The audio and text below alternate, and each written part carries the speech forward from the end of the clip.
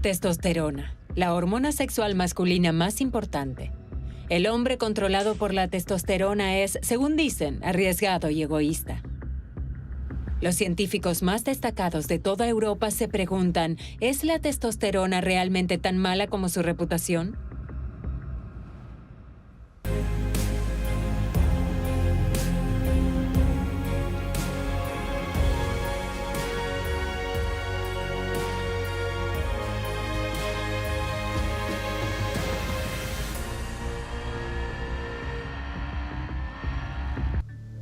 Münster. En el hospital universitario, Michael Sitzmann trata enfermedades masculinas típicas. Aquí las hormonas son un tema cotidiano para el médico.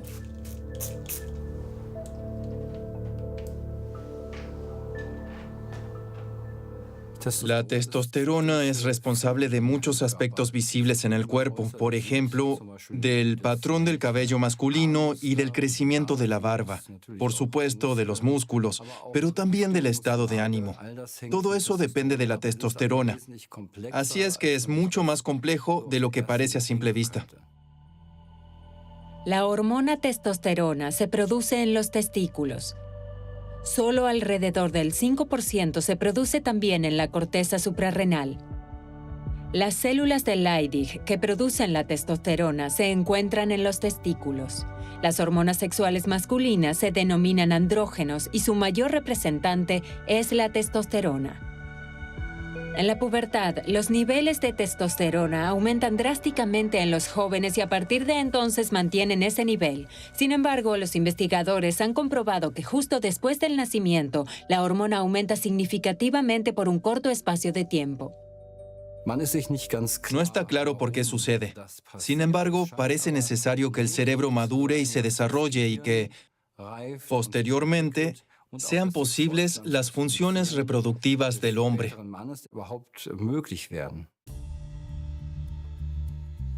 Christian Wolff vive en Heilbronn. A los 20 años descubrió que tenía muy poca testosterona. Su cerebro no producía las sustancias necesarias para la hormona. La causa no estaba clara.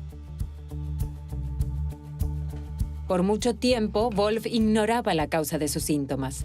El camino hasta obtener un diagnóstico fue una odisea. Fue un proceso lento hasta que lo noté en su totalidad. No es que un día te das cuenta de lo que sucede, sino que te vas sintiendo cada vez peor. No tienes ganas de nada, estás aletargado. En ese momento incluso no te das cuenta de que no tienes líbido, sino que notas un proceso regresivo, que falta algo, porque no lo tienes, no lo sabes identificar. Y sí, en un momento me diagnosticaron depresión y tuve claro que algo pasaba. Como Christian Wolff estudiaba medicina en ese entonces y también como culturista se ocupaba intensamente del metabolismo de su cuerpo, testosterona no era una palabra extraña para él. Entonces se buscaron las causas porque en realidad todo estaba bien, en la familia, los amigos, en la universidad. Todo estaba bien y entonces tuve la idea de hacer la prueba de déficit de testosterona, de los valores de testosterona, y así se descubrió que estaba casi en cero, y cero era demasiado poco.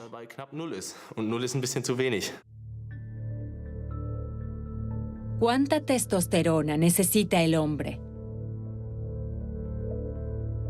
En promedio, un hombre tiene al menos de 8 a 12 nanómoles por litro para no tener síntomas de déficit de testosterona, pero también depende un poco de la genética.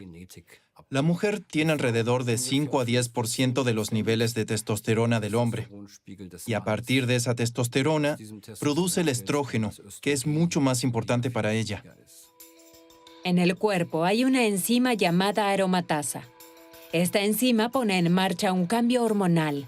La testosterona masculina se convierte en un estrógeno femenino. La testosterona es la hormona original. Testosterona cero. Para sentirse bien física y mentalmente, Wolff tiene que acelerar el proceso. Sabía que tenía que recurrir a la terapia de reemplazo hormonal, Después de descartar los demás factores, vitamina D, déficit de zinc, todo estaba descartado. La terapia de reemplazo hormonal plantea riesgos debido a que la administración externa reprime la producción de esperma. Eso puede causar esterilidad. La cuestión es cómo se produce realmente la testosterona en el cuerpo. La testosterona se produce naturalmente en los testículos, pero no lo hace por sí sola. Hay una unidad de control central que está en el cerebro, en el hipotálamo y vinculada a la hipófisis. Las hormonas son controladas por el cerebro. La hipófisis o glándula pituitaria produce las hormonas LH y FSH. Estas controlan los testículos. La FSH se hace cargo de la formación de espermatozoides. La LH estimula la producción de testosterona en los testículos. Luego, el cerebro recibe la información, si hay suficiente testosterona o suficiente esperma, y de acuerdo a esto se reduce o se distribuye. Un sofisticado ciclo.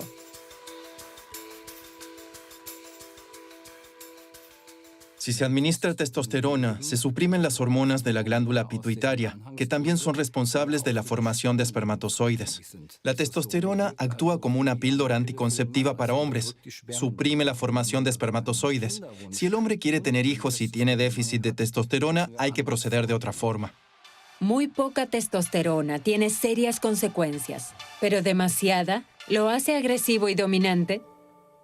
Lyon. En el Centro Nacional de Investigación Científica, Jean-Claude Dreher ha estudiado durante mucho tiempo la influencia de la testosterona en el comportamiento humano. Para él, la evidencia de si existe una conexión entre la agresividad y la testosterona en el hombre todavía no está probada.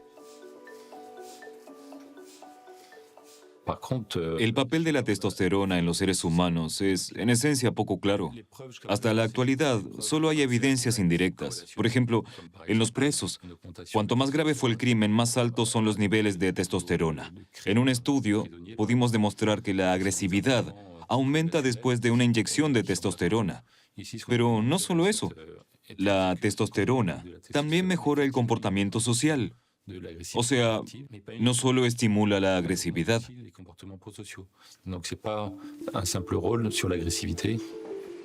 Hasta ahora, la investigación no ha encontrado una relación causal entre la agresividad y la testosterona. Por eso el neurocientífico hace otra prueba. Esta debería demostrar si más testosterona produce automáticamente más agresividad. Al comienzo del experimento debe medirse en sangre el nivel inicial de testosterona de todos los sujetos.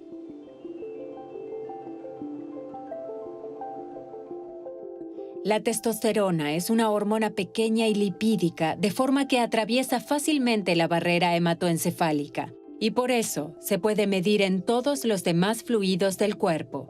Por ejemplo, en la saliva, en la orina o en la sangre. Antes de que comience el experimento, a un grupo se le inyecta testosterona, al otro un placebo. Solo de esta manera se puede determinar si la testosterona es la razón de un cambio de comportamiento. Un grupo recibió testosterona y otro un placebo. Aquí podemos ver que los niveles de testosterona en ambos grupos son prácticamente los mismos antes de la inyección y que los niveles de testosterona aumentan en aquellos que han recibido testosterona. Entonces, está claro que realmente es la testosterona la que tiene el efecto esperado. Dreher les hace jugar el llamado juego del ultimátum.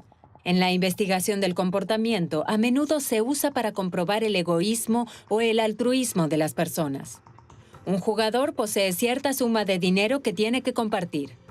Puede decidir por sí mismo sobre la suma. Si su contraparte rechaza la oferta porque la encuentra injusta, ambos lo pierden todo. En esta fase hemos encontrado que no hay diferencia entre los dos grupos, los que recibieron testosterona y los del placebo. ¿La testosterona entonces no influye en absoluto en el comportamiento? Jean-Claude Dreher y su equipo cambian el orden del experimento. Ahora los jugadores tienen la posibilidad de recompensar o castigar con dinero el comportamiento justo o injusto. Y aquí sí se aprecia la diferencia entre el grupo de testosterona y el grupo que solo ha recibido un placebo.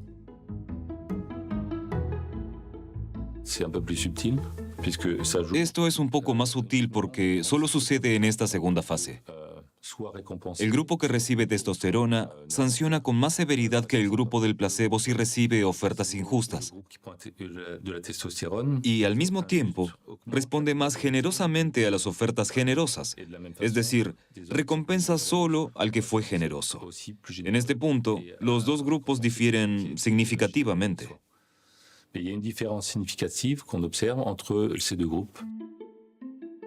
¿La testosterona lo hace generoso? Hasta ahora no se había esperado esta asociación, pero no es tan simple. Detrás de ello hay una intención inconsciente.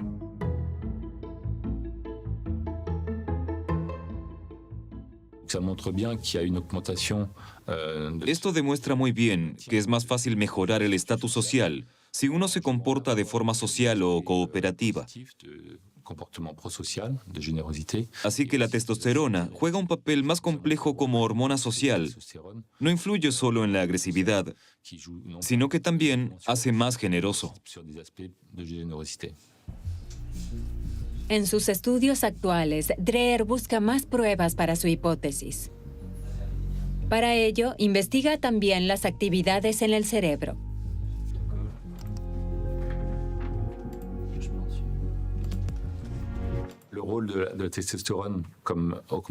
El hecho de que la testosterona incremente el deseo de mantener la posición social puede estar relacionado con una serie de mecanismos en el cerebro, en particular con el llamado sistema de recompensa. Si gozamos de un alto estatus, nos sentimos bien, es decir, recompensados. Eso tiene sentido y quizás también explica una especie de presuntuosidad en los hombres. No se es generoso sin motivo. No es como un regalo. Si alguien es generoso y es observado por otros, esto puede elevar el estatus social. Por ejemplo, sabemos que los hombres dan más cuando son observados por las mujeres. Otro argumento más que confirma la relación entre la testosterona y comportamiento generoso.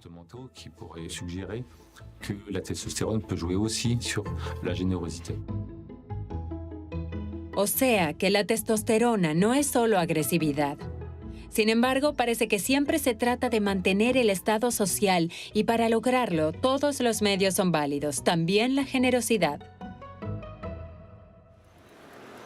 El psicólogo Pranyal Mehta trabaja en el University College de Londres. También investiga cómo las hormonas afectan el comportamiento humano y también está particularmente interesado en la testosterona.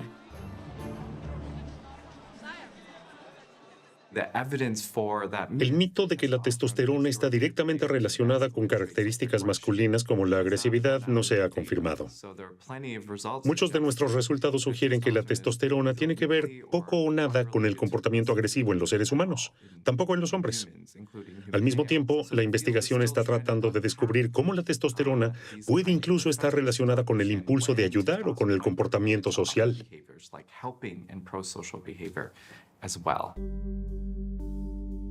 Al igual que su colega francés Jean-Claude Dreher, Pranyal Mehta también realiza un experimento donde utiliza dinero. De esa forma podemos analizar dos aspectos. Se trata de la confianza y de cómo respondo a la confianza. Es decir, hasta qué grado puede confiar el primer jugador y cómo responde a esta confianza el segundo jugador. Dos jugadores compiten entre sí. En el clásico estudio doble ciego, uno ha recibido testosterona, el otro un placebo. ¿Cómo se comportarán? El jugador con testosterona puede usar su dinero para que su oponente obtenga ganancias. ¿Pero le devolverá a este parte de sus ganancias? ¿O se lo quedará todo él mismo? ¿Se puede confiar en él?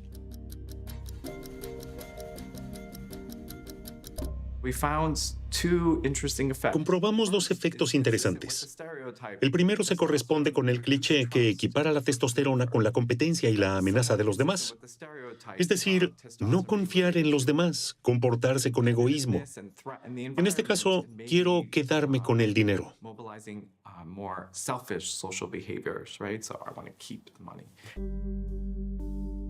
En el segundo paso, los jugadores intercambian los roles. Y resulta que el hombre con testosterona comparte su ganancia todas las veces. Demuestra ser especialmente digno de confianza.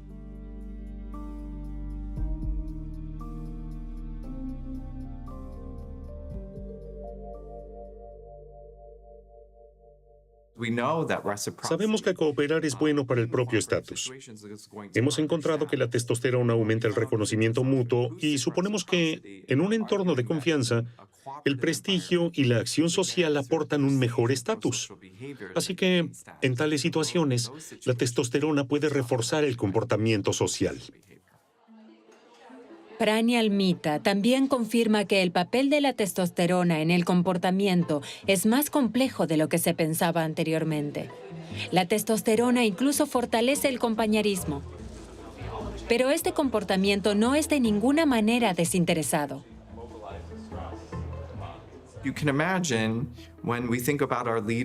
Cuando pensamos en líderes, personas en posiciones de poder, tienen destreza, conocimiento y experiencia, y lo comparten con sus empleados. Eso es lo que hace un buen líder. Si ayudas a otros, también puedes influir en otros. Se podría considerar un comportamiento social, pero también se trata de ejercer poder. Sin embargo, la masculinidad, el estatus y el poder se definen de manera diferente en todo el mundo. ¿Influirían otras costumbres culturales en los resultados de las pruebas? Por ejemplo, si mi laboratorio estuviese en Londres, el de otro en Alemania y el de otro en el campo al sur de los Estados Unidos, eso probablemente modificaría los resultados. La importancia cultural de la testosterona varía. Sin embargo, el efecto medicinal de la hormona es universal. Después de recibir la noticia de que era estéril, Christian Wolff se propuso por todos los medios encontrar una salida. Fui al urólogo y hablándole a mi madre dijo, lo lamento, su hijo nunca tendrá hijos, pero tendrá una vida sexual genial. Eso fue lo que dijo. Por supuesto que a mi madre también le pareció gracioso y entonces empezamos a profundizar en el tema.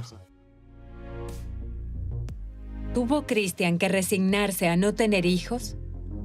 ¿O encontró una solución médica?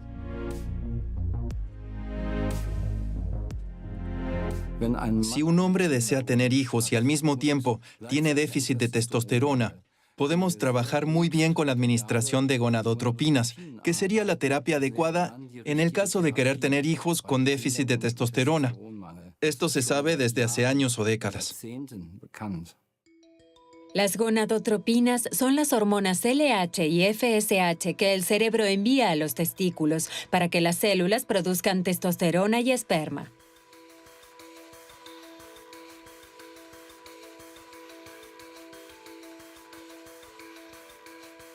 El tratamiento fue exitoso para Christian Wolff. Sus testículos produjeron testosterona en poco tiempo y esperma fértil que pudo hacer congelar. Si en ese entonces hubiese confiado en los médicos y hubiese dicho, bueno, es así, mi vida habría sido diferente. Ahora sé que podré tener hijos. Oliver Schultheis enseña psicología en la Universidad de Erlangen. Él también investiga la influencia de la testosterona en el comportamiento. Sin embargo, la base de su investigación es el crecimiento óseo. Se pueden observar estos efectos prolongados de la testosterona, entre otras cosas, en el crecimiento óseo. El crecimiento óseo, desde el desarrollo prenatal hasta el hombre completamente desarrollado, está controlado en gran medida por la testosterona y el estradiol. Y por eso, por ejemplo, al final del primer trimestre del embarazo, es decir, en los primeros 3 meses, puede verse, por ejemplo, una diferencia en la longitud del dedo anular que se debe a la testosterona. Su hipótesis es que el dedo índice de las mujeres es más largo que el dedo anular. En los hombres es al revés. El dedo anular es más largo que el índice. Aquí ya se puede ver un hombre típico. El dedo índice es significativamente más corto que el dedo anular. Se vería claramente si establecemos esta relación. Una cosa es cierta, la testosterona tiene una influencia en el crecimiento óseo ya en el útero, pero significa que ya en el útero se origina la motivación de poder. Por supuesto, como científico, estoy interesado en saber si la motivación de poder que investigo es algo que también tiene una raíz biológica o no tiene nada que ver. En el siguiente paso, Schultheis les presenta temas a sus sujetos de estudio para que escriban historias de fantasía. A través de un método psicológico, deduce cuán alta es la motivación de poder del narrador. La motivación de poder como una característica estable en los seres humanos es la necesidad de tener efecto en los demás. Esto no necesariamente se manifiesta en las actitudes o creencias conscientes que tenemos sobre nosotros mismos. Creemos todas las cosas posibles sobre nosotros. Sabemos por nuestra investigación que lo que creemos acerca de nosotros raramente tiene algo que ver con lo que nos mueve a actuar, lo que influye en nuestro comportamiento en casos espontáneos. Por eso hace que los sujetos de prueba luchen por la victoria en 10 rondas. No se prueba la habilidad de cada jugador, sino la reacción ante la victoria o la derrota. Los resultados se manipulan en segundo plano. El sujeto solo tiene permitido ganar en 8 de las 10 rondas. De esta manera, el equipo de investigación quiere descubrir qué cambios se producen en las hormonas. Vemos que la motivación de poder influye en la interacción de ganar y perder. Por ejemplo, los ganadores motivados por el poder tenían niveles de testosterona más altos que los perdedores motivados por el poder. En cambio, esto significa que si un sujeto no está motivado por el poder, la victoria no tiene efecto en sus niveles de testosterona. Por eso, no se puede decir que ganar o perder en sí mismo suba o baje el nivel de testosterona, sino que también hay que tener en cuenta la disposición de la personalidad, la disposición motivacional. Pero, como vemos en nuestra investigación, esta depende a su vez de la impronta previa de testosterona en el desarrollo del cerebro en el útero. ¿Es esto realmente tan sencillo? La testosterona en el útero determina la longitud del dedo masculino y, por lo tanto, ¿el hombre motivado por el poder libera más testosterona? ¿Y qué significa esto para las mujeres? Tienen como máximo el 10% del nivel de testosterona que los hombres. ¿Es por tanto la pretensión de poder de las mujeres inevitablemente inferior? También tenemos indicios de que, en las mujeres, una proporción mayor de la longitud del dedo femenino está más relacionada con la motivación de poder, de forma que todo es más complejo. Esto aún se sigue investigando, todavía hay mucho que averiguar. Poco se sabe sobre las mujeres y su relación con el poder. Sin embargo, cada vez se sabe más sobre la principal hormona femenina, el estrógeno, también gracias a una creciente participación de mujeres en la investigación. Todos se han centrado en los hombres durante los últimos 100 años. Las hormonas sexuales femeninas fueron ampliamente ignoradas, especialmente en términos de estatus y liderazgo. Aquí sigue habiendo un gran vacío en la investigación. Cambridge. Aquí el psicólogo Simon Baron Cohen estudia las diferencias entre mujeres y hombres. Está convencido de que ambos sexos se diferencian fundamentalmente desde una edad temprana en la forma de pensar y de sentir. Examinamos las diferencias en el pensamiento masculino y femenino. En una de las pruebas, hay que encontrar lo más rápido posible una forma específica que se oculta en un dibujo.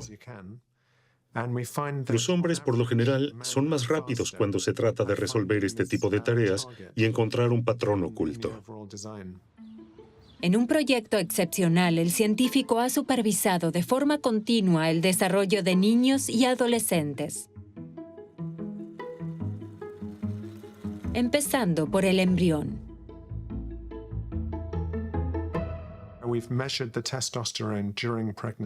Medimos la testosterona en el útero.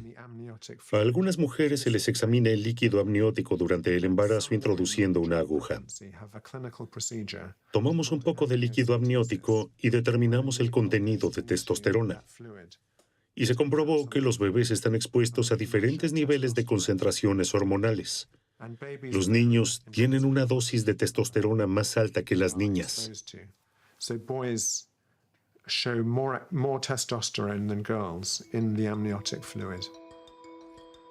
Ya en el útero, la testosterona determina si un embrión de género neutro se convierte en un feto masculino o femenino. Después de la 7ª semana de embarazo, se activa una pequeña sección del cromosoma Y masculino y con ello también la producción de testosterona. Y eso probablemente forma desde temprano nuestro cerebro.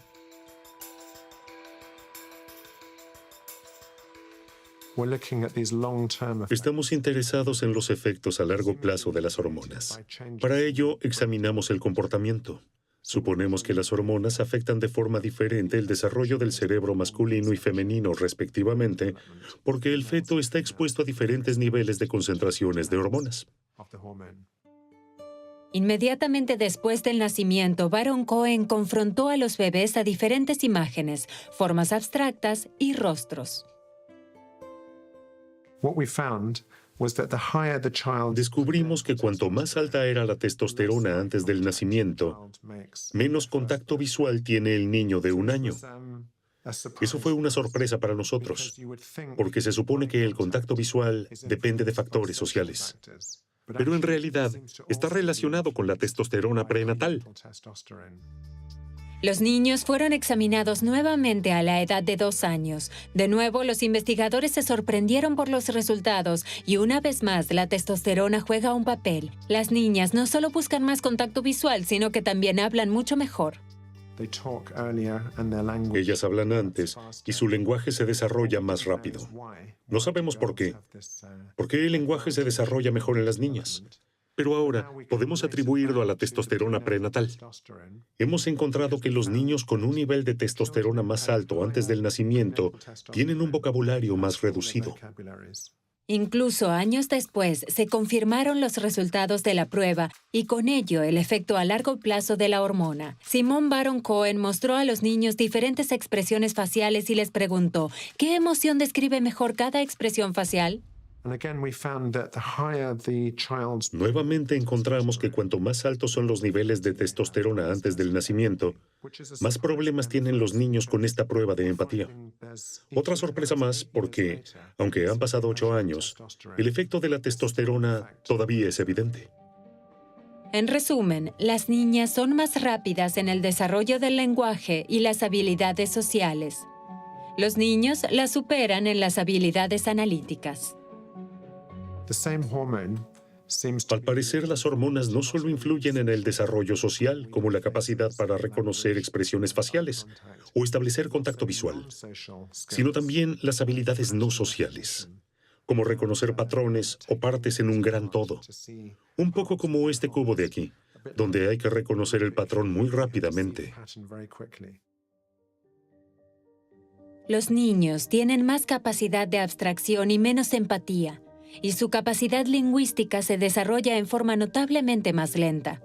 El científico de Cambridge incluso relaciona el autismo con los niveles de testosterona. Observamos atentamente la relación entre el sexo y el autismo, porque el autismo se da con más frecuencia en los niños.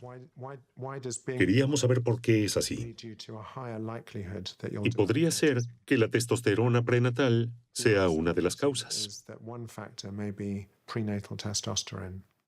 La investigación sobre la testosterona y el autismo todavía está en sus inicios. Incluso los genetistas confirmaron recientemente una conexión. Aún no se ha resuelto la cuestión de en qué medida la testosterona define el cerebro embrionario como masculino o femenino. El cerebro no está determinado. Por así decirlo, en nuestra potencialidad y en nuestras posibilidades, los efectos hormonales nos empujan un poco en una u otra dirección hasta el desarrollo inicial del cerebro. Pero una gran parte del desarrollo está significativamente relacionado con la interacción del humano recién nacido. Los seres humanos en crecimiento interactúan con su entorno y su entorno social. También para Pranial Mita se trata de una cuestión crucial. ¿Qué define nuestro comportamiento? ¿Los genes o la influencia social?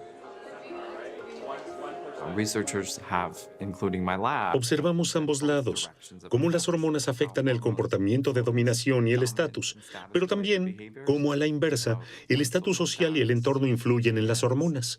Una especie de circuito de retroalimentación. Mita también quería saber cómo nos percibimos a nosotros mismos y qué impacto tiene esto en nuestras decisiones. ¿Nos evaluamos a nosotros mismos como dominantes o no dominantes?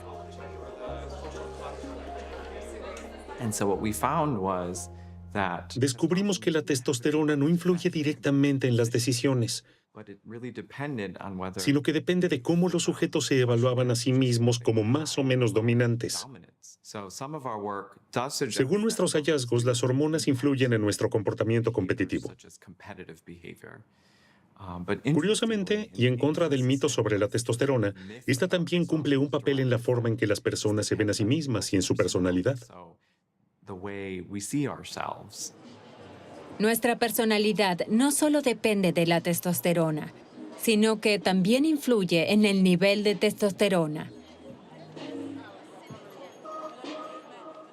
El típico hombre controlado por la testosterona, la esencia de la potencia, la dominación y el poder, recibe reconocimiento o desprecio. La testosterona también es sinónimo de lucha y competencia. Quizás no sea casualidad que se descubriera al inicio de la industrialización.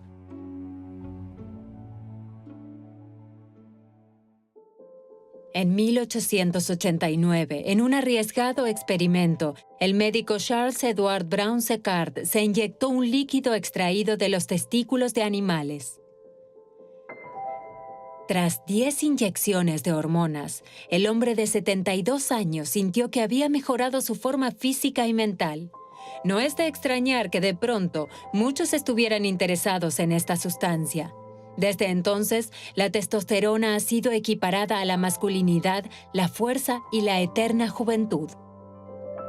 Y la publicidad encontró una nueva víctima, el hombre que envejece. Se desarrolló toda una industria alrededor de la testosterona como la sustancia de la eterna juventud, siguiendo el ejemplo de Brown-Séquard. Los médicos, las empresas farmacéuticas y las farmacias hacen buenos negocios con esto. Desde 2007, las ventas de suplementos de testosterona han aumentado a más del doble.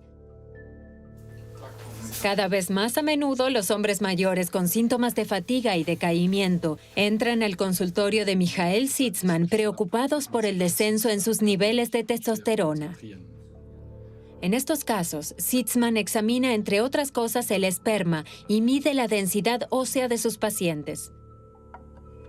Pero la mayoría de las veces no puede establecer una conexión entre la fatiga, la disminución de la energía y la testosterona. Aquí vemos más de 10.000 varones que van desde niños pequeños hasta hombres de 90 años y sus niveles de testosterona. Y vemos aquí que mientras los niños son muy pequeños, tienen niveles muy bajos de testosterona. Cuando entran en la pubertad, entonces los niveles son altos y luego permanecen en ese mismo nivel, incluso hasta la vejez. Una de las enfermedades a menudo se debe a una causa banal. En la mayoría de los casos, es el sobrepeso lo que hace que se produzca menos testosterona. Por supuesto, con la edad aumenta el sobrepeso, pero también puede ocurrir en hombres jóvenes. El vientre masculino, estamos hablando de la grasa visceral, contiene muchas sustancias que no son buenas para la salud. Esto lleva a la resistencia a la insulina, a la presión arterial alta, pero también puede disminuir los niveles de testosterona. Existen diferencias entre la grasa subcutánea, una reserva de energía directamente debajo de la piel, y la llamada grasa visceral. Esta grasa más profunda convierte la testosterona en estrógeno. Más tejido graso significa menos testosterona y por lo tanto menos tejido muscular, la llamada barriga masculina. Durante mucho tiempo se ha relacionado la testosterona con el dopaje en deportes competitivos. Michael Kleber, de la Confederación Deportiva Olímpica Alemana, ha luchado desde años contra ello. Uno de sus temas principales es el dopaje en los deportes de fitness. La testosterona está asociada al hecho de que se tiene una mejor regeneración durante el entrenamiento de los músculos. Es decir, durante el entrenamiento se destruye una parte de las fibras musculares y de esta manera se crea el estímulo para que el músculo se regenere. Y la testosterona es, por así decirlo, la sustancia clave para todos estos procesos que tienen lugar en el cuerpo.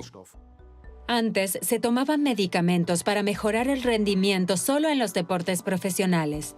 En la actualidad, el dopaje también está muy extendido en otros deportes. En particular, el uso de derivados de la testosterona, los llamados esteroides anabólicos en el ámbito de los gimnasios comerciales, es un enorme problema. Se supone que entre el 13 y el 16% de los clientes de gimnasios tiene experiencia en el consumo de medicamentos para el dopaje enfocándose en los esteroides anabólicos, y esto demuestra que este tema es mucho mayor que la de los deportes de alto rendimiento. Un hombre sano produce diariamente de 4 a 8 miligramos de testosterona. Para muchos culturistas, incluso la cantidad máxima no es suficiente para lograr el rendimiento y la masa muscular deseados. Christian Wolf esperaba que este tipo de esteroides anabolizantes lo ayudara. Por ejemplo, existen productos en la industria de los suplementos que se denominan potenciadores de testosterona. Estos deberían ayudar a aumentarla. Estos son cápsulas y son una completa tontería. Yo ya lo sabía, pero en esta situación que se recurre a ellos de todos modos, piensas quizás ayuda. Juegan con las emociones de las personas. Por eso los compré y no me ayudaron. Estos potenciadores hacen más visibles los resultados del entrenamiento, pero eso solo funciona con los esteroides anabólicos. Estos derivados sintéticos son utilizados por los culturistas. A partir de las denominadas sustancias, el rendimiento puede multiplicarse varias veces. De mi propia investigación tengo un ejemplo concreto sumamente alarmante de un usuario de 17 años. Esto muestra que se consumen más de 1000 miligramos de derivados de testosterona por semana, en combinación con anabólicos tailandeses. Es decir, por un lado, se inyecta anabólicos y por el otro, toma diariamente esteroides tailandeses, lo que hace que los resultados sean más de 1000 miligramos por semana. Eso es alarmante para un joven de 17 años. Los riesgos pueden incluir el acné causado por los esteroides, pasando por daños en el hígado hasta incluso problemas al corazón, el denominado síndrome del corazón de atleta. Finalmente, demasiada testosterona puede provocar esterilidad en los hombres, porque el cerebro registra, hay suficiente testosterona y detiene la producción del propio cuerpo. El psicólogo Mita está descubriendo otra causa. ¿No podría ser la interacción de diferentes hormonas lo que influye en nuestro comportamiento? Además de la testosterona, también toma en consideración el cortisol, la hormona del estrés. Existe evidencia de que el cortisol influye en nuestro comportamiento como la testosterona. Las hormonas no afectan directamente el comportamiento, pero hay un mecanismo por el cual lo hacen. Se unen a un receptor de esta hormona específica, en este caso, el denominado receptor androgénico. En todas partes del cuerpo, las hormonas se acoplan a sus receptores como una llave a la cerradura. La hipótesis de Mita es que cuando hay mucho estrés, el cortisol bloquea los receptores de la testosterona y se pierde su efecto.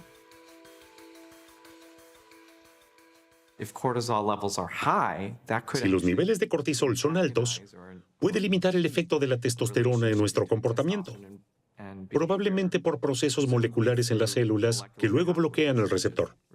Por eso, hemos desarrollado la denominada hipótesis de la hormona dual.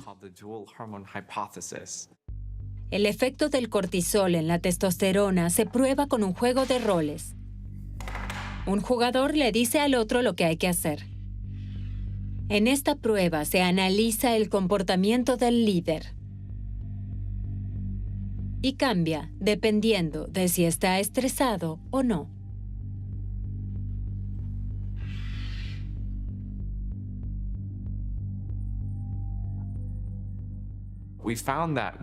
Comprobamos que más testosterona hacía más dominante en tanto los niveles de cortisol fueran bajos. Pero si el nivel de cortisol era alto, el efecto desaparecía. La testosterona más alta no condujo a un mayor dominio. De esto concluimos que el efecto de la testosterona en el comportamiento dominante depende en realidad del propio nivel de estrés. Entonces, ¿no se puede concluir que la testosterona por sí sola influye en nuestro comportamiento? La investigación recién comienza. Las pruebas a menudo no son lo suficientemente comparables o significativas. Diferentes expertos llegan a diferentes conclusiones. La biología nunca es fácil. Tenemos que ver la complejidad, que somos seres humanos en sistemas dinámicos. Nos hemos desarrollado y adaptado una y otra vez. Y lo mejor de las hormonas es que reaccionan a su entorno. Es decir, por un lado, las hormonas influyen en el comportamiento, pero a su vez el entorno también influye en la producción de hormonas.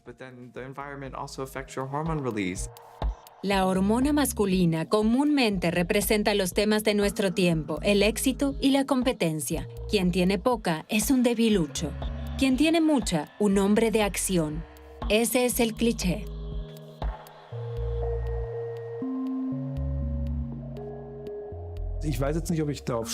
Ahora, no sé si se debería estar orgulloso de tener mucha o poca testosterona.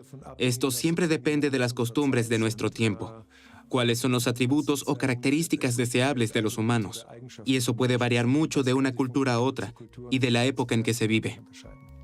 Una cosa es cierta, la testosterona es la sustancia de la que están hechos los hombres. La cantidad no es tan decisiva, pero un mínimo es esencial, por eso hay que administrarla si se necesita.